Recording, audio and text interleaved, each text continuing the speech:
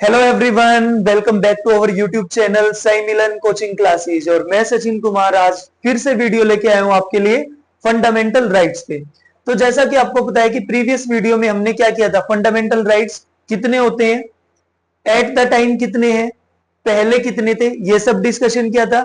इसके अलावा जो पहले दो fundamental rights, right to equality समानता का अधिकार, और दूसरा कौन सा था, राइट टू फ्रीडम स्वतंत्रता का अधिकार, इनके ऊपर हमने क्या किया था, डिस्कशन किया था। तो अभी आज की वीडियो में हम क्या करेंगे, आर्टिकल 23 से लेकर 28 तक हम डिस्कशन करेंगे। तो सबसे पहले जो तीसरा जो आता है वो आपका कौन सा आता है, राइट अगेंस्ट एक्सप्लॉइटेशन, शोषण के विरुद्ध अधिकार। ये कौन से अनुच्छेद के अंदर आता है, अंतर्गत आता है आपका, ये अंतर्गत आता है 23 और 24 में। तो सबसे पहले हम देखते हैं कि अनुच्छेद 23 क्या है। इसके अलावा ना आपको एक चीज पे और ध्यान देना है कि इसके अंदर कुछ वर्ड होंगे जिनके मीनिंग है वो जानने बहुत ज्यादा जरूरी है, क्योंकि हमें ना पैरेट नहीं बनना है, शब्दों का अर्थ भी जानना है। तो अनुच्छेद 23 क्या कहता है, यह किसी भी प्रकार की मानव तस्करी, बेगार और इसी तरह की अन्य प्रथाओं पर प्रतिबंध लगाता है, मींस रोक लगाता है। अब यहाँ पे दो वर्ड आए, पहला क्या आया, मानव तस्करी। मानव तस्करी क्या होता है, ये एक बहुत ही बड़ा जघन्य अपराध होता है जिसके अंदर क्या किया जाता है, इंसानों को खरीदा या बेचा जाता है, या फिर उनके बॉडी पार्ट्स को क्या किया जाता है, खरीदा या बेचा जाता है। इसमें कम से कम 7 साल की सजा होती है। बेगार क्या होता है कि बगैर पैसे दिए किसी से काम करवाना। अब अनुच्छेद 23 के अंदर क्या क्या आता है, किस किस किस चीज पर रोक लगाता है, मानव तस्करी के ऊपर। इसमें यौन तस्करी, बंधुआ मजदूरी और आधुनिक गुलामी शामिल है। यौन तस्करी का मतलब क्या होता है, शारीरिक शोषण करना, किसी का इस्तेमाल करना, गलत इस्तेमाल करना। बंधुआ मजदूरी, किसी से जबरदस्ती क्या करवाना, काम करवाना, अपना गुलाम बनाकर, दास बनाकर काम करवाना, तो इस पर रोक लगाता है।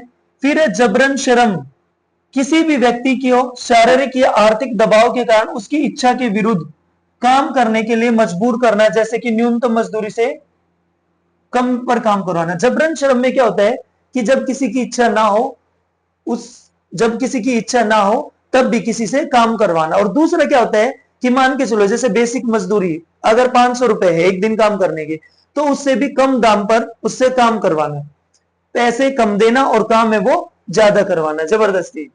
राज्य और निजी व्यक्ति, इसके अंतर्गत क्या होता है कि कोई भी राज्य, ठीक है, किसी भी व्यक्ति का शोषण है वो नहीं कर सकता है, उससे जबरदस्ती काम नहीं करवा सकता है। यह अधिकार न केवल राज्य द्वारा किए गए शोषण पर लागू होता है, बल्कि निजी व्यक्तियों द्वारा किए गए शोषण पर भी लागू होता है, चाहे वो गवर्नमेंट अथोराइज्ड हो चाहे प्राइवेट अथोराइज्ड हो, कोई भी व्यक्ति किसी का शोषण नहीं कर सकता है। दंडनीय अपराध क्या क्या, मानव तस्करी, जबरन की शर्म, और राज्य और निजी व्यक्ति जिसे शोषण करना।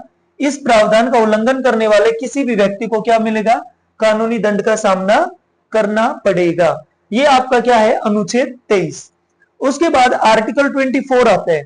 आर्टिकल 24 क्या कहता है कि 14 वर्ष से आयु में छोटे बच्चों से आप कोई भी काम है वो नहीं करवा सकते। काम कौन सा, घर के काम की बात नहीं हो रही है, काम जो बच्चों के शोषण से जुड़ा हुआ हो।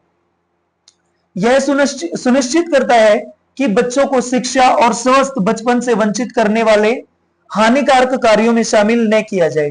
आपको एक पता है कि राइट टू एजुकेशन,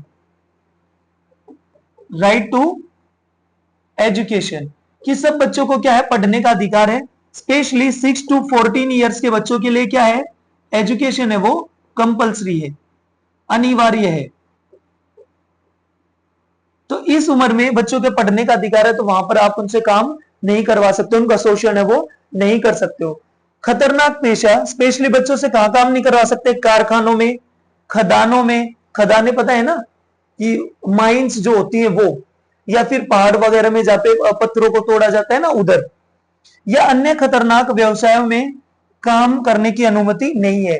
कहने का मतलब ये है कि जो 14 ईयर्स से जो छोटे बच्चे हैं उनको सिर्फ क्या अधिकार है, अपना बचपन जीने का और प्लस में शिक्षा ग्रहण करने का।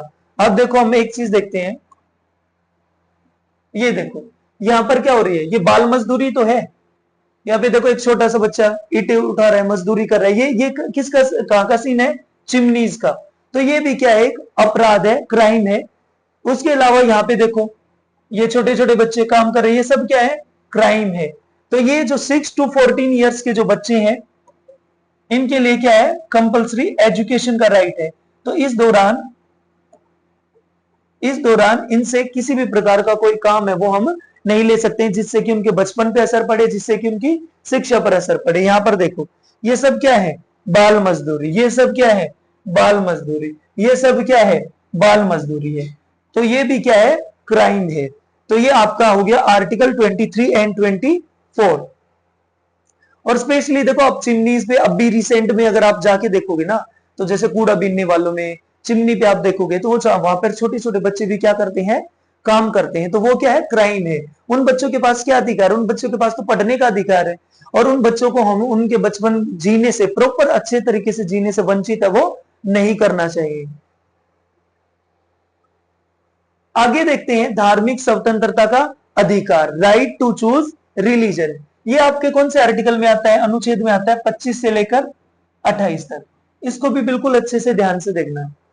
अनुच्छेद 25 क्या बोलता है भाई, क्या कहता है, अंतःकरण की स्वतंत्रता। अंतःकरण की स्वतंत्रता का मतलब क्या होता है कि जो हमारी जो कंट्री है, इंडिया क्या है, वो धर्मनिरपेक्ष देश है। क्या है, धर्मनिरपेक्ष देश है, सेकुलर कंट्री है। India is a secular country where we treats all religion equally, जहां पर हम सभी धर्मों को क्या करते हैं, समानता का व्यवहार करते हैं, समान मानते हैं। हमारे देश का कोई भी ऑफिशियल रिलीजन है वो नहीं है। अंतःकरण की स्वतंत्रता अनुच्छेद 25 में क्या कहता है कि सभी व्यक्तियों को, या कोई भी व्यक्ति है वो अपनी मर्जी से किसी भी धर्म को अपना सकता है और उसका प्रचार प्रसार है वो कर सकता है। इसके लिए उसको कोई रोक नहीं सकता है। बस एक चीज का ध्यान रखना है कि उस प्रचार प्रसार से किसी को नुकसान नहीं होना चाहिए। आप अपने रिलीजन का प्रचार प्रसार करते हो, बहुत अच्छी बात है, लेकिन आप दूसरे रिलीजन को क्रिटिसाइज नहीं कर सकते हो। फिर उसके बाद आपका आता है अनुच्छेद 26, धार्मिक मामलों के प्रबंध की स्वतंत्रता। धार्मिक मामलों के प्रबंध की स्वतंत्रता, की सभी कम्युनिटीज को ये राइट है कि वो अपने रिलीजन के रिगार्डिंग है वो क्या कर सकते हैं, संस्थान है वो बना सकते हैं, उनके प्रचार प्रसार के लिए संस्थान बना सकते हैं, चंदा इकट्ठा कर सकते हैं। तो इसमें जो गवर्नमेंट है वो कोई भी इंटरफियरेंस है वो नहीं करेगी। तो उनको ये धार्मिक मामलों में प्रबंध करने की क्या है, स्वतंत्रता है। फिर यही चीज है, इससे किसी को कोई नुकसान है वो नहीं होना चाहिए। फिर अनुच्छेद 27 क्या कहता है, किसी विशेष धर्म के प्रचार के लिए करों से, करो मतलब टैक्स से स्वतंत्रता, कि अगर आप अपने धर्म का प्रचार प्रसार करते हो तो आपको जो राज्य सरकार है वो आपको टैक्स भरने के लिए फोर्स नहीं कर सकते हो। आपको टैक्स से पूर्णतः क्या है, छूट है। क्या, विशेष धर्म के प्रचार प्रसार के लिए, वो धर्म कोई भी हो सकता है। अगर आप अपने धर्म को आगे बढ़ाते हो, उसका प्रचार प्रसार करते हो, तो इसके लिए आपको कोई भी टैक्स देने की जरूरत है वो राज्य सरकार को नहीं है।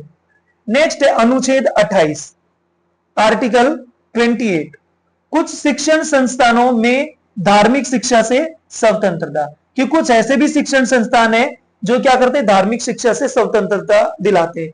मान के चलो कि जितने भी जो गवर्नमेंट ऑथोराइज्ड स्कूल कॉलेजेस है, तो वहां पर आप किसी भी धर्म का प्रचार प्रसार नहीं कर सकते हो। वहां पर आप किसी भी धर्म की बच्चों को पर्टिकुलर रिलीजन की शिक्षा है वो नहीं दे सकते हो। स्पेशली किनमें, जिनमें राज्य सरकार का हिस्सा है, जो सरकारी या गवर्नमेंट ऑथोराइज्ड है। ठीक है, हाँ, कुछ ऐसे जो संस्थान है जो किसी पर्टिकुलर विशेष धर्म के लोगों ने ओपन कर रखे हैं, तो उसमें किसी प्रकार की कोई मनाही नहीं है, वो अपने धर्म का प्रचार प्रसार कर सकते हैं। सिर्फ रोक किन के ऊपर है, कुछ शिक्षण संस्थानों पर जो किससे अथोराइज्ड है, गवर्नमेंट से अथोराइज्ड है। तो ये आज आपके क्या थे, आर्टिकल हमने डिस्कशन किए 23 से लेकर 28 तक। मैं फिर एक बार आपको बता देता हूं, थोड़ा सा रिवीजन कर लेते हैं। आर्टिकल 23 के अंदर क्या है, मानव तस्करी, जबरन श्रम, ठीक है, ये सब क्या है, दंडनीय अपराध है। राज्य सरकार या कोई भी जो प्राइवेट जो ऑर्गेनाइजेशन है वो किसी का शोषण है वो नहीं कर सकते, क्या माने जाएंगे, क्राइम माने जाएंगे। फिर उसके अलावा बंधुआ मजदूरी भी इसी में आती है। आर्टिकल 24 क्या कहता है कि जो 14 वर्ष से कम आयु के बच्चे हैं उन्हें काम पर रखने से रोकता है कि आप उनसे जबरदस्ती है वो काम या मजदूरी है वो नहीं करा सकते हो, क्योंकि 6 to 14 ईयर्स के बच्चों के लिए क्या है, एजुकेशन है वो कंपलसरी है। ये कौन सा अमेंडमेंट में आया था, हमारा आया था 86 अमेंडमेंट में, जो 86वां संविधान संशोधन हुआ था उसके अंदर आया था, और ये कब हुआ था, 2002 में। और ये किस अनुच्छेद के अंदर आता है, 21A में, कंपलसरी एजुकेशन का। इसके अलावा हमने क्या किया था, अनुच्छेद 25 क्या कहता है, अंतःकरण की स्वतंत्रता, आप अपनी मर्जी से कोई भी धर्म अपना सकते हो, उसका प्रचार प्रसार कर सकते हो। अनुच्छेद 26 क्या करता है, धार्मिक मामलों के प्रबंध की स्वतंत्रता है, कि आप अपने अनुसार अपने धर्म का जो मामले है वो सॉर्ट आउट कर सकते हो, उनका प्रबंध है वो कर सकते हो। अनुच्छेद 27 क्या कहता है, किसी विशेष धर्म के प्रचार के लिए सरकार आपसे कोई भी टैक्स है वो नहीं लेगी। और अनुच्छेद 28 क्या कहता है कि जो शिक्षण संस्थान सरकार से अथोराइज्ड है वहां पर आप किसी विशेष धर्म का प्रचार प्रसार नहीं कर सकते हो। तो आई होप आपको आज की वीडियो में आर्टिकल 23 से 28 तक समझ आ गए होंगे। नेक्स्ट वीडियो में हम करेंगे आर्टिकल 29 से लेकर 35 तक। टिल देन बाय बाय, जय हिंद जय भारत।